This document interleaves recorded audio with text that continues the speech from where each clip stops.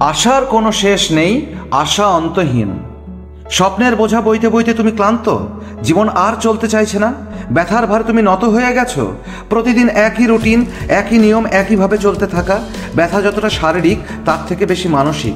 ব্যথা তখনই বাড়ে যখন সেটা অন্যরা দেয় অথবা প্রিয়জনরা দেয়। তোমার কষ্ট তখনই আকাশ ছোঁয়া হয় যখন তারা তোমার ব্যর্থতায় হাসে, তোমার দুর্বলতার সুযোগ নেয়, তোমাকে ব্যবহার করে।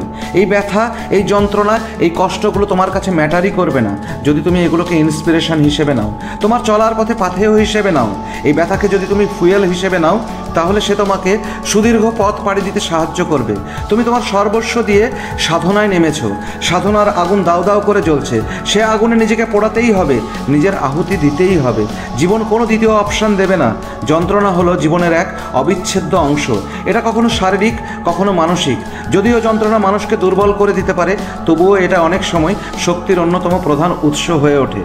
যন্ত্রণার মাধ্যমে মানুষ তার প্রকৃত শক্তি ও ক্ষমতা অনুধাবন করতে পারে। কষ্ট ও সংগ্রামের মধ্য দিয়েই জীবনে প্রকৃত সাফল্য অর্জিত হয়। ইতিহাস সাক্ষী, পৃথিবীর বহু বিখ্যাত ব্যক্তি তাদের ব্যর্থতা ও যন্ত্রণার মাধ্যমেই সফলতার শিখরে পৌঁছেছেন। 99% সময়ে আমাদের স্বপ্ন সফল হয় না, কারণ আমরা আমাদের মুখ খুব তাড়াতাড়ি খুলে ফেলি, বলে ফেলি ভুল সময়ে, ভুল মানুষের সামনে। আমরা আমাদের প্রস্তুতির কথা তাদের সাথে শেয়ার করে ফেলি যারা নিজেদেরকে আমাদের বন্ধু বলে দাবি করে। কিন্তু খুব কঠিন সত্য হলো, মানুষ অন্যের ভালো দেখতে পারে না, অন্যের উন্নতি হজম করতে পারে না। তারা খুব সন্তর্পণে তোমার পরবর্তী পদক্ষেপের দিকে তাকিয়ে থাকে। তুমি যদি একটুও ভুল করো, তাহলে তখন তারা তোমার সবচেয়ে বেশি সমালোচনা করে, তোমার ক্ষতি করার চেষ্টা করে, মানসিকভাবে তোমাকে দুর্বল করার চেষ্টা করে। এখান থেকেই তোমার ব্যথার উৎস, এখান থেকে তোমার কষ্ট শুরু হয়। আর এখান থেকেই তুমি ভাবো আর সহ্য করতে পারছো না। তখন তুমি হাল ছেড়ে দেওয়ার জন্য তৈরি হও।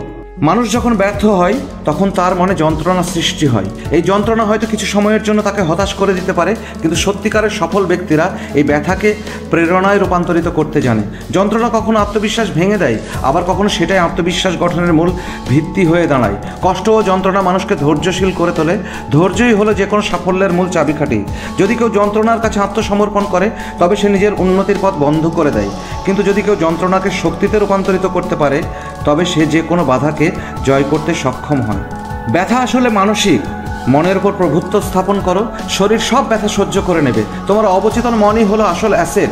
মন সবসময় করুণা পছন্দ করে, দয়া পছন্দ করে, আরাম পছন্দ করে। আর শরীর হলো মনের দাস, তাকে মন যেভাবে চালনা করে সে সেভাবেই চলে। তাই আসল কাজ তুমি মনের কন্ট্রোলের উপর করো। আর তাতে যদি তুমি একবার সফল হও, তাহলে তোমার শরীর অটোমেটেড মেশিনে পরিণত হবে। বাহ্যিক কোনো কষ্ট, কোনো ব্যথা তাকে আর পীড়া দিতে পারবে না।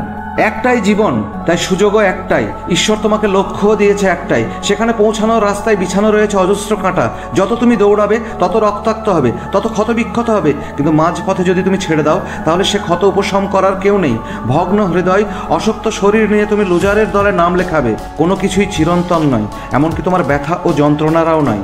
যদি তুমি ব্যথাকে আলিঙ্গন করো, যদি রক্তাক্ত শরীর মন নিয়ে ছুটতে থাকো, তাহলে একদিন নিশ্চিত তুমি তোমার লক্ষ্যে উপনীত হবে। সবচেয়ে বড় উইনার হিসাবে তোমার নাম ঘোষিত হবে।